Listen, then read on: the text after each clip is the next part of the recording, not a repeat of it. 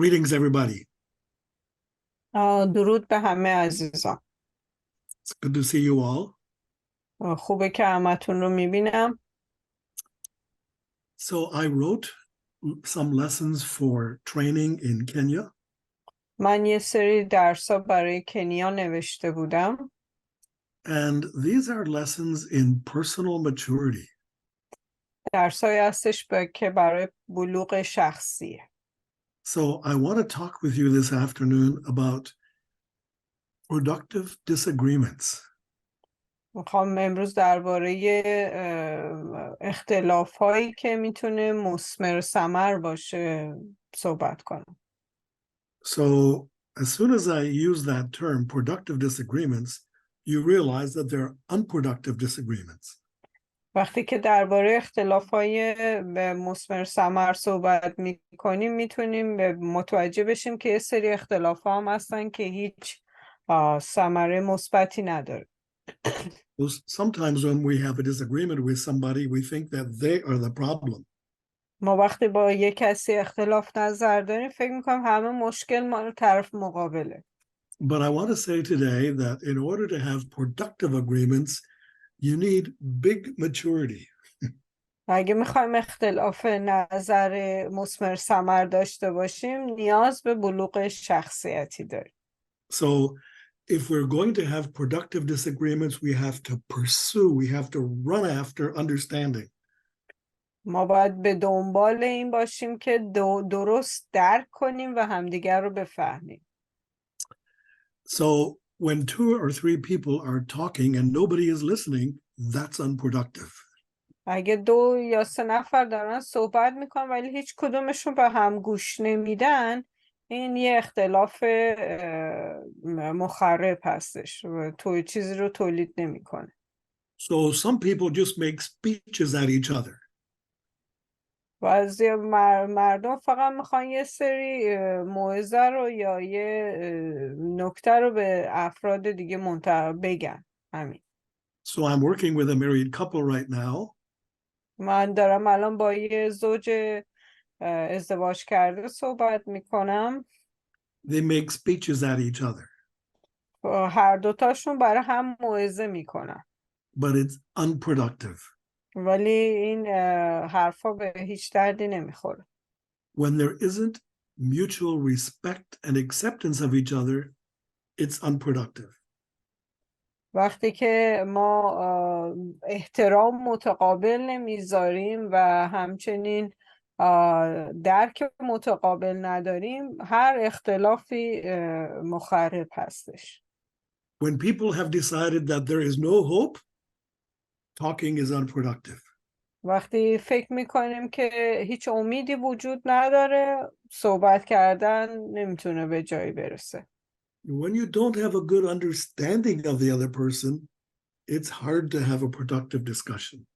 همچنین اگه درست طرف مقابل رو درک نکرده باشیم نمیتونیم که اختلاف نظر مثبت با هم داشته باشیم. And if the goal of communication is not understanding and resolution, it's unproductive. اگه هدف ما برای صحبت کردن تو این اختلاف نظر با هم دیگه رسیدن به یک نتیجه نباشه، اون هم دوباره اختلاف نظری هستش که مخربه. We need productive disagreements. ما به اختلاف نظرهایی نیاز داریم که ثمر آوره. Just this week, I talked to someone and he said, he's the kind of person who just likes to smooth things over. He doesn't like disagreements. با یکی صحبت میکردم که به نظر میومد همه چیزو دوست داره خیلی آروم به پیش بره، هیچکی باهاش مخالفت نکنه، هیچ اختلافی هم نبینه در سر راهش. And of course, other of us are quick to have disagreements. بعضی هم هستن که نه، خیلی سریع مخالفت میکنن. So there's a story in Joshua 22 that I want to tell you. یه داستانی هست در یوشع باب 22. So the Israelites were going into the land of Canaan. اسرائیلیا داشتن میرفتن وارد سرزمین موعود میشدن. And there were 2.5 tribes that got their land easily on the east side of the Jordan. دو قبیله و نصفی، دو سبت و نصفی از یهودیا، از اسرائیلیا اون طرف رود اردن سرزمین خودشون رو دریافت کردن. So they already had their land, اونا سرزمین خودشون رو این طرف اردن دریافت کردن، تو قسمت شرقی اردن. but all the men agreed to go with the other 9.5 tribes to fight for the rest of the promised land. ولی با وجود اینکه زمیناشون رو دریافت کرده بودن، مردای جنگیشون پذیرفتن که برن از رود اردن عبور کنن تا به بقیه اسرائیل کمک کنن تا سرزمینای خودشون رو فتح کنن. So for a long time they were away from their families helping to fight for the promised land. برای مدت طولانی اونا دور بودن از خانواده‌هاشون، در جنگ بودن برای دریافت کردن سرزمین وعده. Finally they were finished. و زمانی که اون کارشون تموم شد، Joshua said, "You can go home." یوشع بهشون گفتش که میتونیم برگردیم به خونه هاتون. And when they crossed the river, they built an altar there. وقتی که اونا از رود اردن عبور کردن به طرف سرزمینای خودشون، یه مذبح اونجا درست کردن. So they built this big altar to remind them that the land on the other side belonged to the rest of their brothers. اون مذبح عظیم رو بلند کردن تا بر خودشون یادآوری بشه که این طرف زمینای اردن متعلق هستش به اسرائیل همچنین. So when the tribes on the west side heard about this altar, they were very upset. وقتی که اسباط یا قبیله های که طرف غرب رود اردن بودن اینو شنیدن که اینا یه مذبح ساختن، خیلی عصبانی شدن. Because they had been told never to build an altar except the one that was established by the tabernacle. چون به فرمان داده شده بود به اونا که هیچ وقت یه مذبح دیگه درست نکنن به جز همونی که صندوقچه عهد رو و اون خیمه اجتماع رو در خودش داشت، همونجا فقط. So all the men on this side got together to make war against them. همه قبایل غربی جمع شدن تا برن به جنگ قبایل شرقی.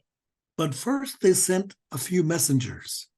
اما اول یه چند تا قاصد فرستادن برای که ببینن چه خبره. And those messengers said to the leaders of those on the east bank, "What have you done?" اون قاصدها به نصف سبت منسی و جاد و روبین قبایل اینها گفتن که چه خبره، چی کار کردی؟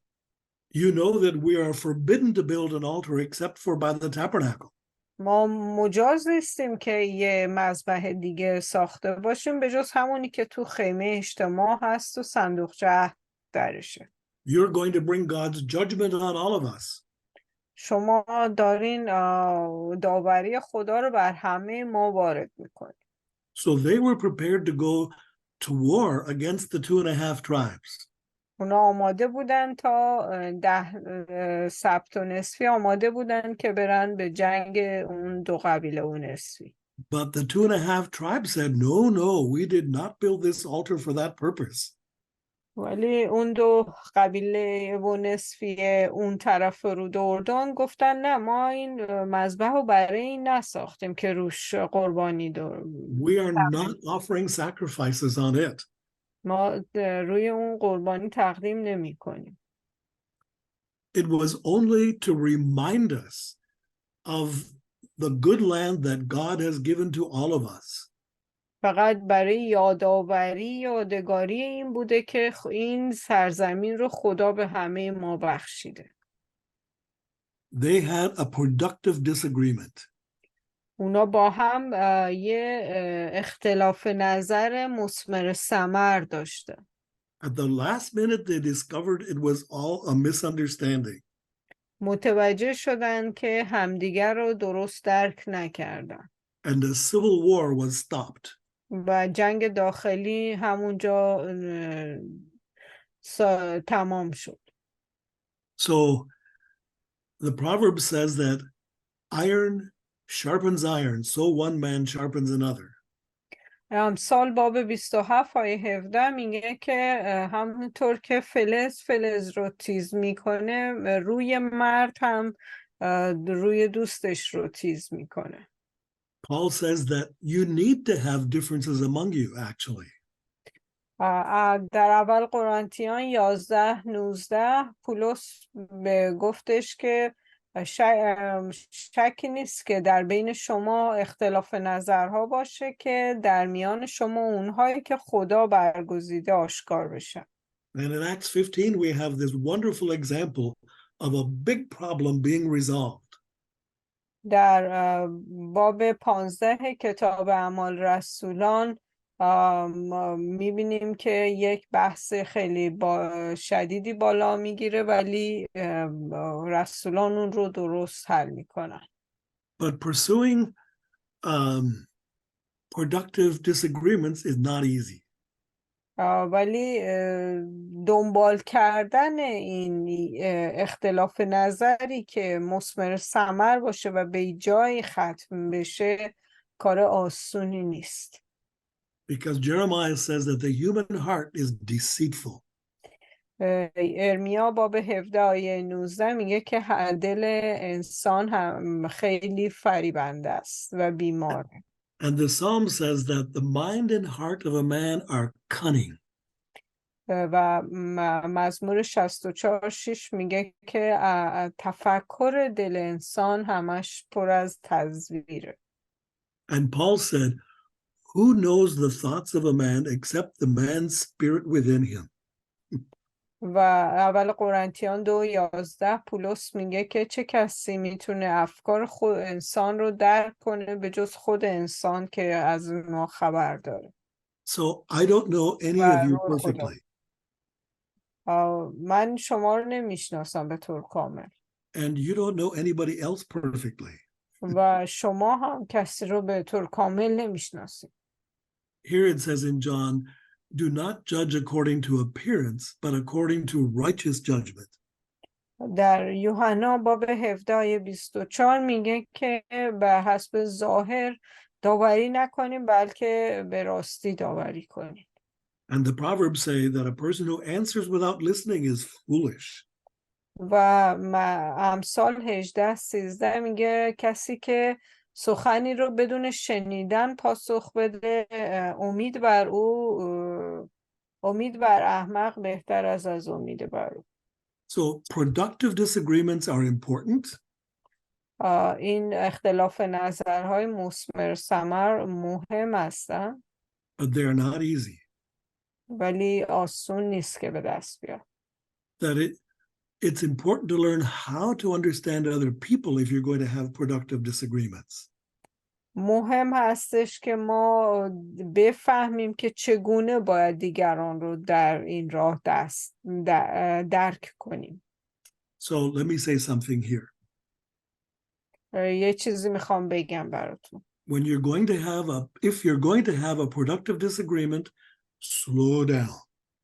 اگه میخواین که بحث و اختلاف نظری که دارین به ثمر برسه به جای ختم بشه اول آروم بگیرید. I was recently working with two pastors who were trying to work together. این جدیداً با 2 شبان کار میکردم که تلاش میکردم با هم کار کنن. But within a few months they had a big explosion and they decided they could not work together. ولی بعد از چند ماه یهویی بینشون یه اختلاف خیلی شدیدی افتاد و گفتم ما دیگه نمیتونیم با هم کار کنیم. Both of them know the Bible well. هر دوتاشون خیلی خوب کتاب مقدس هم متوجه میشد. Both are highly committed. کاملا خودشون رو متعهد کرده بودن به خدمت. I thought that they were both quite spiritually mature. فکر میکردم خیلی از نظر روحانی بالغ باشن. But they did not understand each other. ولی اونا همدیگر رو درک نکرده. It takes time to understand somebody. وقت میگیره تا ما بتونیم دیگری رو درک کنیم. I've been married to the same woman for 54 years. من با همسرم برای 54 سال ازدواج کردیم. Sometimes I still don't understand her.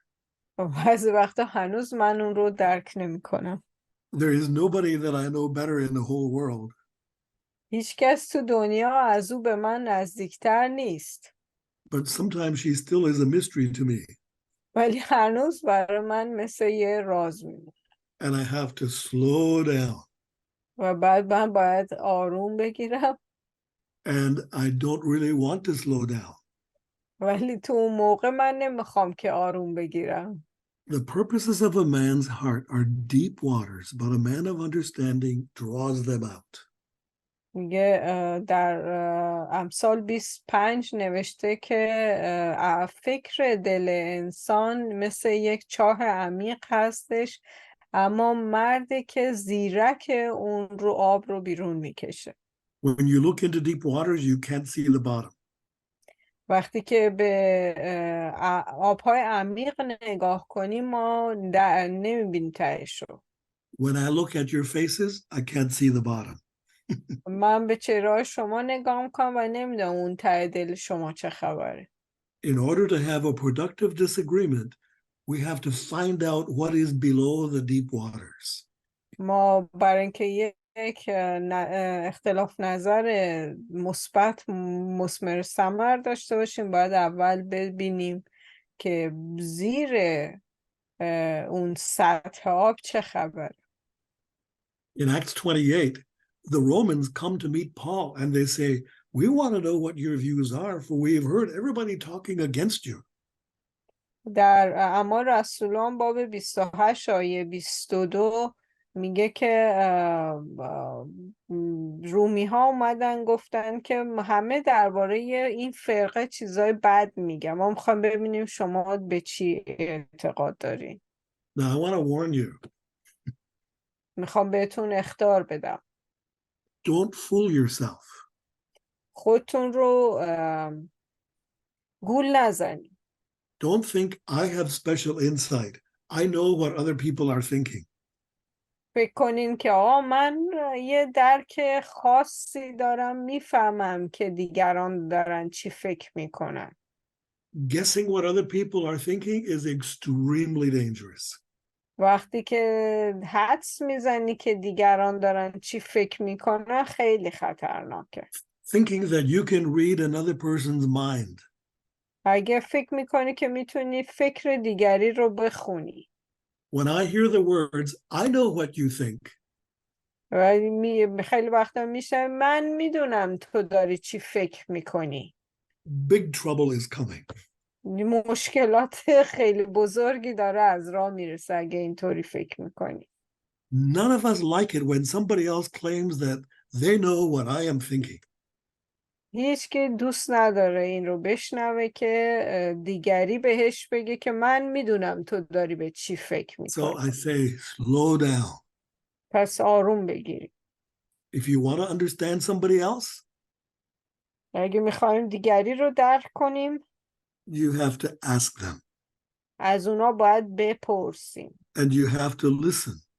و بهشون گوش بدیم. Even while they are saying some things that you don't really want to hear. حتی اگر دارن درباره چیزی صحبت میکنین که ما دوست نداریم بشنویم. So understanding people and circumstances before giving advice and direction is essential. پس درک کردن انسان ها و موقعیت هایی که اونها درش درگیرن قبل از اینکه بخوای پند و اندرزی بدی خیلی مهم هستش. So for me to understand you, it takes time and I have to ask questions. برای اینکه من شما رو درک کنم وقت میگیره و باید من سوالهای درست از شما بپرسم. It means that I have to be comfortable with a certain amount of silence. من باید یاد بگیرم که سکوت کنم. If I can't stand any quietness or silence, اگه نمیتونم ساکت باشم و یا اینکه به سکوت طرف مقابل گوش بدم، I'm in trouble. من نمیتونم درست کار کنم. We have to give people time to think and to say what they really want to say. ما باید به مردم فرصت بدیم تا درست فکر کنن و بدونن که چی میخوان دقیقاً بگن.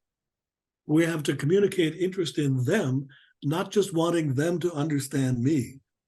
ما باید این رو با اونها ارتباط برقرار کنیم که میخوایم که بهشون گوش بدیم و اونها رو درک کنیم، نه اینکه فقط به این رو دلمون میخواد که اونا به ما گوش بدن.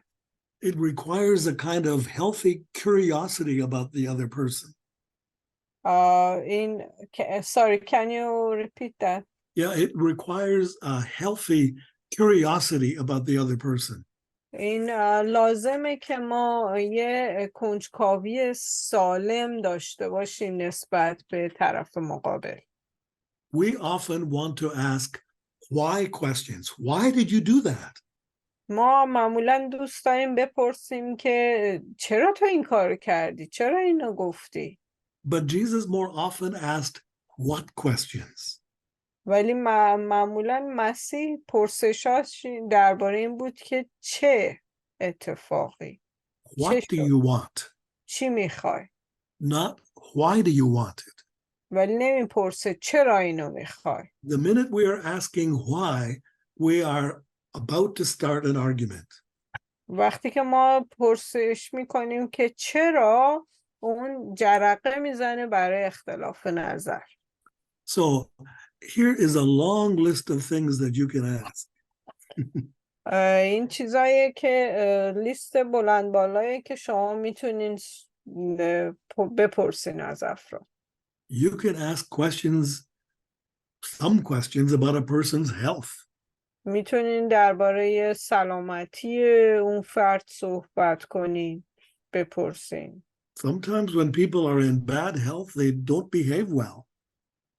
وقتی که مردم توی حالت بیماری هستن یا سلامت کامل ندارن، ممکنه که درست هم رفتار نکنن. Sometimes they are in the middle of emotional distress and you don't know it. اونا شاید وسط یک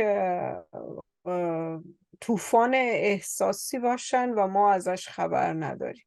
They may have money problems. شاید مشکل مالی داشته باشن. They might have marriage problems. شاید مشکلات ازدواج داشته They باشن. might have problems with their children or their uncles or their aunts. شاید مشکل با بچه‌هاشون دارن یا با عمه‌شون یا با عموشون مشکل دارن. There may be problems with sexuality which they don't want to talk about. شاید مشکلات جنسی دارن و نمیخوان درباره‌اش صحبت کنن. They might have a problem with addictions that you know nothing about. شاید مشکلات اعتیاد داشته باشن و شما هیچ خبری از این چیزا ندارین. Maybe their spiritual life and walk with God is shallow right now. شاید رابطه روحانیشون با خدا الان در حالت خوبی نیست. They may be upset with their church or their work or their school. شاید عصبانی باشن درباره کلیساشون یا کارشون یا حتی مدرسهشون. I'm just saying that when we are talking with other people, و من میخوام اینو فقط مطرح کنم که وقتی با دیگران داریم صحبت میکنیم، all of these things might be influencing them. شاید خیلی چیزا روی اونا داره تأثیر میذاره. You may begin a conversation with somebody about and hoping for a productive disagreement, but they are weighed down with all of these other things. شما شاید میخواین که یک مناظره یا اختلاف نظر مثمر ثمر با یه نفر داشته باشین، همدیگر رو بسازین، ولی اون فرد مقابل در حال حاضر به خاطر خیلی از مشکلات که تو زندگی داره خیلی پایین از نظر احساسی، تحمل و چیزهای دیگه. I'm just saying that communicating well can be complicated. پس ارتباط برقرار کردن میتونه خیلی پیچیده تر از این حرفا باشه. So this couple that I'm working with, the wife is kind of a lazy communicator. با این زوجی که دارم کار میکنم، همسر خانومش انگاری خیلی تو ارتباط برقرار کردن خیلی کنده. They're not patient with each other. هیچ با هم صبر و تحملی ندارن. So for us to have productive disagreements is an important thing. برای اینکه درست با هم صحبت کنیم و اختلاف نظرها به ثمر برسه، این چیزا خیلی مهمه. Don't take for granted that this should be easy. فکر نکنین که مشکلی نیست، آسون حل میشه این چیزا. If I were to work with any one of you for a period of time, we would probably have some disagreements. یا با هر کدوم از شما من یه مدت کار میکردم، مطمئنم که یه سری اختلاف نظرها پیدا میکردیم. And so many of us just avoid it altogether. خیلی از ماها از اون کناره میگیریم و جا خالی میکنیم از روبرو شدن با این اختلاف نظرها. And others just want to tell people, this is the way it is. ولی بعضی هم اصلا خیلی رک حرفشون رو میزنن و میگن این مشکل هست. So I have questions for you. پرسش من اینجاست که What do you find is the hardest part of understanding people and of having productive disagreements? What is the hardest part of it for you? برای شما سخت‌ترین بخش درک کردن دیگران چی هستش؟ چطوری تو کجا مشکل داریم برای اینکه بتونین یه اختلاف نظر مثمر ثمر و هدفمند داشته باشین؟ Of understanding people and having productive disagreements. کجا مشکل تر هستش که دیگران رو درک کنین؟ But I'm trying to say that productive disagreements are a good thing. ولی من این رو میگم که این اختلاف نظرهایی که مثبت هستش میتونه به یه جایی برسه مثمر ثمره، چیز خوبیه. That we can have a richer relationship if we learn how to have productive disagreements. ما روابط عمیق‌تر و غنی‌تری خواهیم داشت اگر بتونیم با هم چنین اختلاف نظرهایی داشته باشیم. But be careful. اما مراقب باشید. Don't try to get solutions too fast. ولی به دنبال دریافت راه حل‌ها به سرعت نباشید. You need to understand the person and the situation first. باید اول اون فرد رو ما درک کنیم و موقعیت رو هم درک کنیم. And it's harder than you think. این سخت‌تر از اونه که ما فکرشو میکنیم. If we rush to solutions without understanding, we're not going to make it. اگه ما بخوایم سریع به راه حل برسیم بدون این درک مقابل، اونجا به هیچ جایی نخواهیم رسید. That's when people become angry and behave badly. اینجاست که مردم شروع میکنن عصبانی میشن، بد رفتار میکنن با هم. And we think, I'm not going to do this again ever. و بعد ما به این نتیجه میرسیم عمرن من دیگه همچین کاری رو انجام بدم. But I have to pursue understanding first. ولی من اول باید به دنبال درک متقابل باشم. And it's so easy to give up right at the beginning. خیلی آسونه که ما همون قدم اول جا بزنیم. And I say the trouble isn't worth it. بگم اصلا ارزششو نداره. And I want to urge you to believe that it is worth it. ولی من شما رو دارم دعوت میکنم که بدونین که ارزشش رو داره. Don't be afraid. نترسین. Don't be angry. عصبانی هم نباشین. Pray. دعا کنین. Because your relationships will be richer if you're able to do this. چون روابط شما غنی‌تر خواهد شد اگر بتونین که وارد این پروسه بشین. So I'm still trying to persuade the couple I'm working with. من هنوز دارم چند نفر رو که دارم باشون کار میکنم ترغیب میکنم. I'm still trying to persuade the two pastors that had a blow up.